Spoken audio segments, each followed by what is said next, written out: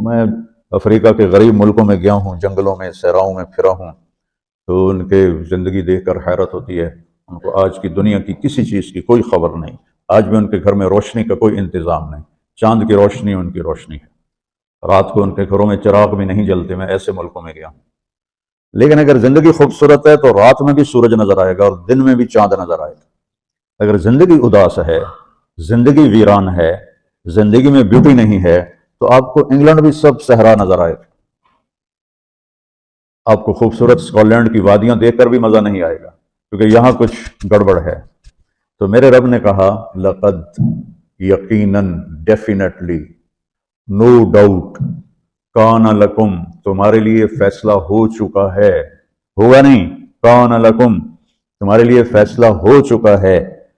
اگر اپنی زندگی کو بیوٹیفل، خوبصورت، پیسفل بنانا چاہتے ہو تو میرے نبی کی زندگی تمہارے لیے خوبصورت ماڈل ہے۔ اچھا، اسوۃ حسنہ، اسوہ کہتے ہیں ماڈل کو اور حسنہ کہتے ہیں خوبصورت کو۔ یہاں اسوۃ کاملہ نہیں کہا کہ پرفیکٹ نمونہ ہے، کامل نمونہ ہے، مضبوط نمونہ ہے، کتنے الفاظ تھے۔ حسنہ کیوں لائے؟ کہ انسان بیوٹی کو پسند کرتا ہے۔ یہ آپ نے سب کچھ کیوں بنایا ہے؟ سیدھی سادی بھی ٹھیک ہے، یہ کیوں بنایا؟ یہ ایسی خوبصورت گاڑیاں کیوں بن رہی ہیں؟ اتنے مہنگے جوتے، وہ ہم جب کالج پڑھتے تھے تو گئے این ایم اسٹور پر، تو وہاں اس وقت یہ سچ بھی نہیں ہے۔ تو میرے اللہ کو پتا ہے کہ میرے بندوں کو خوبصورتی پسند ہے۔ آپ چھوٹے بچے کو اسمائل دو تو وہ آپ کو ہنس کے دیکھے گا، اس کو ایسے دیکھو وہ رونے لگے گا، حالانکہ اسے پتا نہیں ہے، لیکن جب چہرے پہ بدصورتی آئی تو اس نے بھی فیل کیا اور رونے لگ گیا۔ جب آپ نے اسمائل دی تو وہ آپ کو دیکھ کے ہنسنے لگا، اس کا کچھ پتا نہیں ہے کیا ہو رہا ہے۔ اتنی چھوٹی عمر سے بچہ سے لے کر بڑا بیوٹی کانشیس ہوتا ہے اور خوبصورت چیز کے لیے دل کھنچتا ہے۔ آپ کو تو 14ویں کا چاند نظر نہیں آتا، تو ہمارے ہاں تو 14ویں کا چاند نکلا ہوتا ہے تو میں چارپائی ڈلوا کے اور گھنٹوں اس کو دیکھتا رہتا، مجھے اس کا مزہ آتا رہتا۔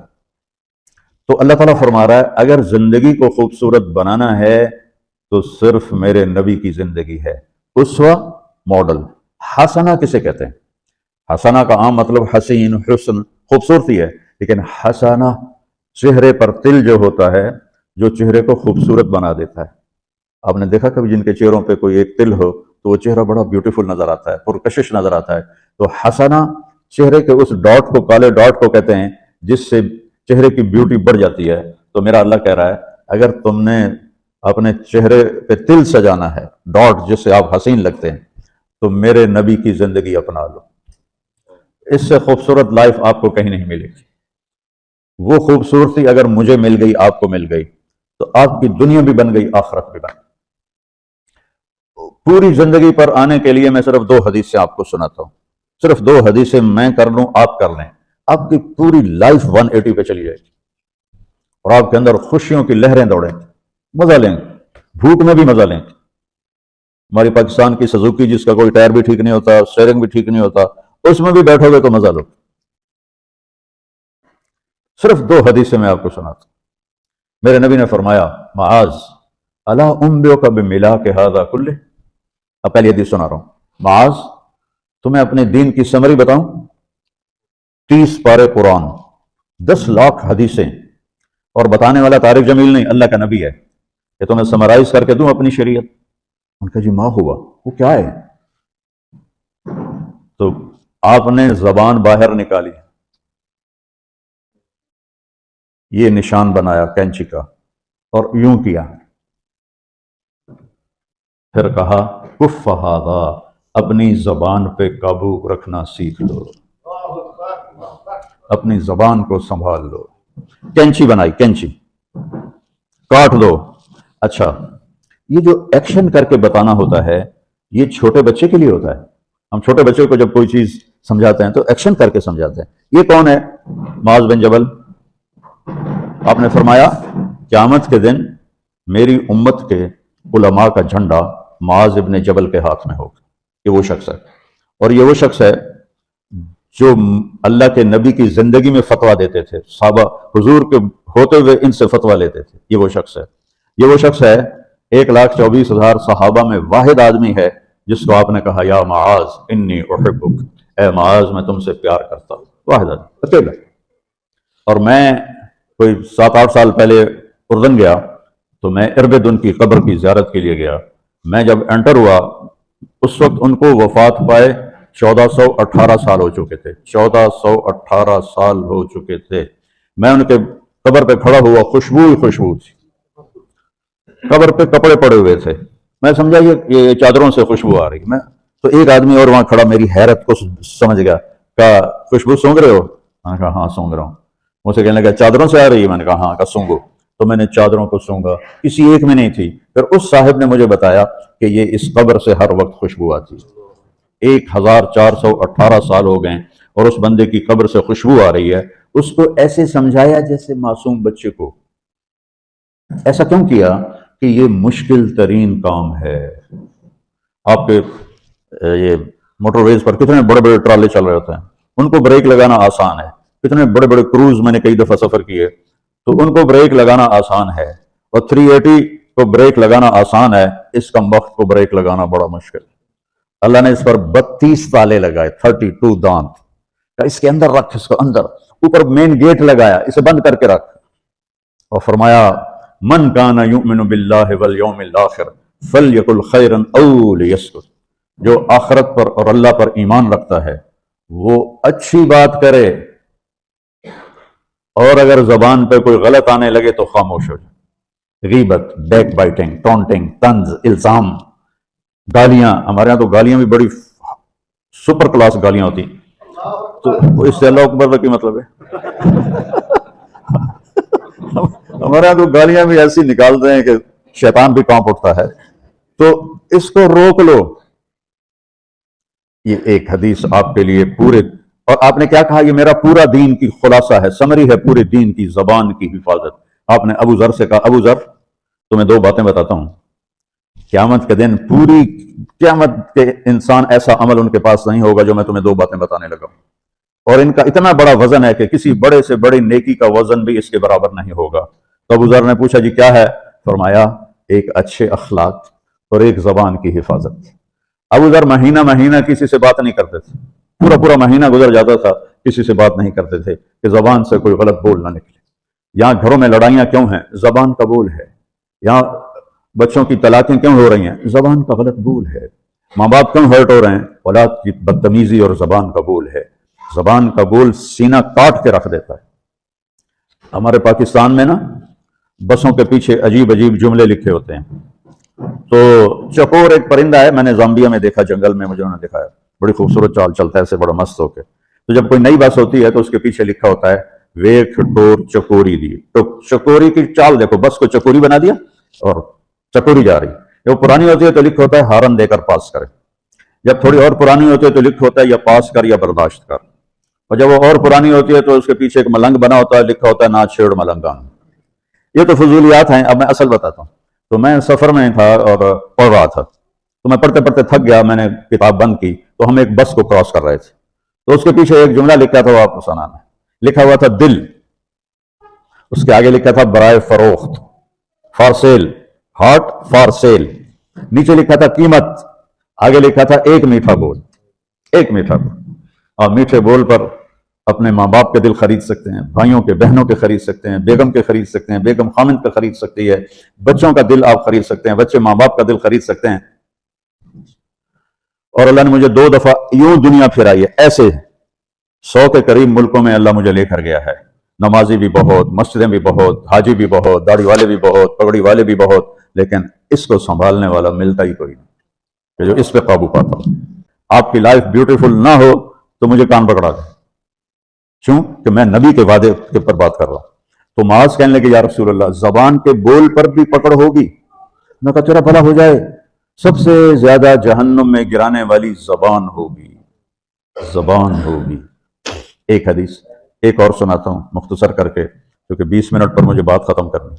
آپ نے کہا انس میرے بیٹے، میری ایک بہت گریٹ سنت ہے. گریٹ یہ لفظ پوری حدیث میں کہیں نہیں سوائے اس ایک جگہ کی. میری ایک بہت گریٹ سنت ہے. بہت. یہ داڑھی بھی سنت ہے، یہ پگڑی بھی سنت ہے، یہ سفید، میں سفید لباس اس لیے پہنتا ہوں کہ میرے نبی کو پسند تھا. میں کوئی کلر والا نہیں پہنتا. سنت ہے، لیکن گریٹ سنت، گریٹ سنت صرف ایک جگہ پر ہے جو میں ابھی آپ کو بتانے لگا ہوں. میرے بیٹے انس، میری ایک ग्रेटेस्ट सुन्नत है। अगर तूने उसको पूरा कर लिया तो तू जन्नत में नहीं जाएगा, जन्नत में मेरा नेबर बन जाएगा। तो जन्नत तो बहुत छोटी चीज है नबी के नेबर के सामने, का तो मेरा नेबर बन जाएगा। पता है आपको कि बड़ी चीज की कीमत भी बड़ी होती है। तो फिर कहा बेटा इस सुन्नत को करते हुए तुझे थकना पड़ेगा, तू थकेगा और सारी जिंदगी तुम्हें कोशिश करनी पड़। दाढ़ी तो एक दफा रख ली है, अब तेल लगा लिया, थोड़ा ट्रिम कर लिया, लेकिन बेटा मेरी इस सुन्नत को पूरा करते हुए तेरे पसीने निकलेंगे, सारी जिंदगी करना पड़ेगा।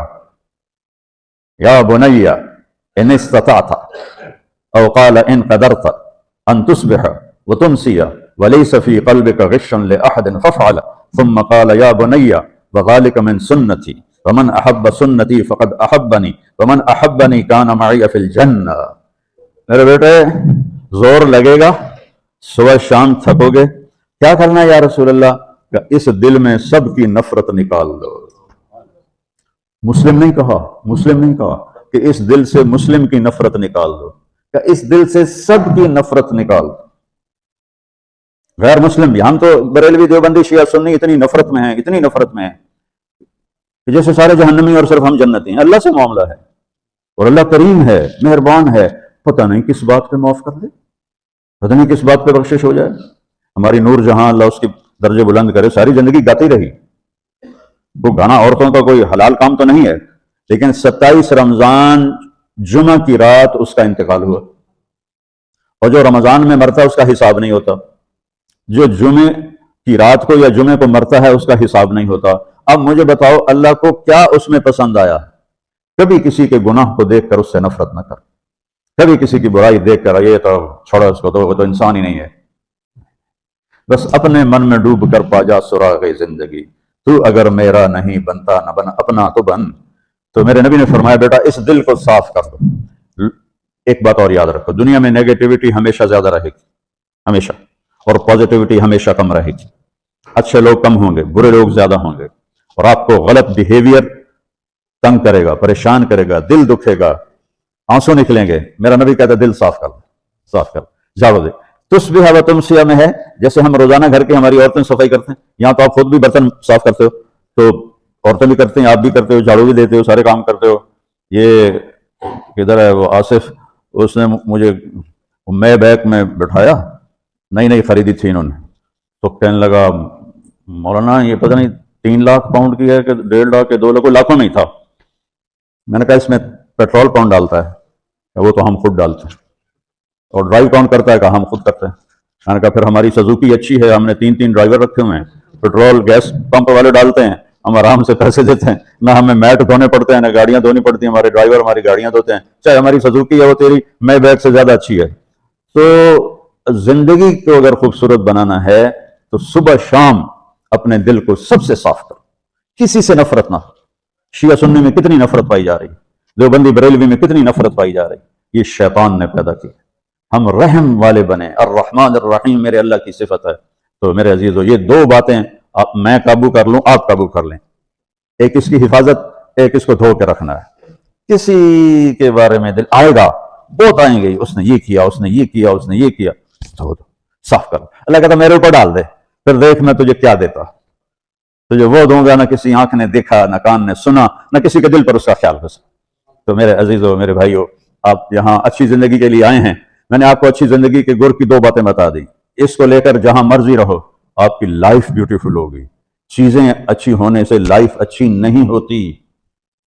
मेरे रब की कसम, मेरे नबी की गुलामी से जिंदगी खूबसूरत होती है, जन्नत का मजा आएगा।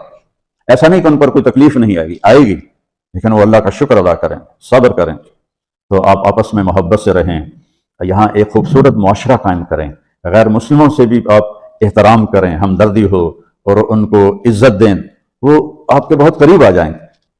तो मेरे नबी, यहूदी का जनाजा जा रहा था, यहूदी, मेरे नबी खड़े हो गए, यहूदी का जनाजा, खड़े हो गए।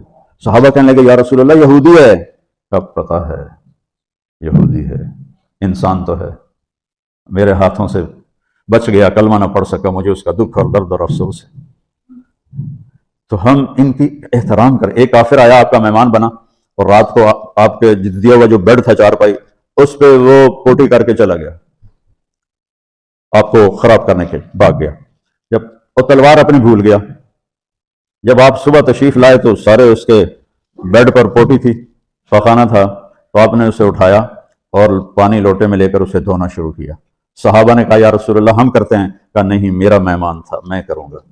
اس کو اپنی تلوار یاد آئی، وہ بھاگا ہوا واپس آیا، جب وہ واپس آیا تو آپ اس کا پخانہ صاف کر رہے تھے، تو اتنا ہی دیکھ کر اس نے کلمہ پڑھ لیا۔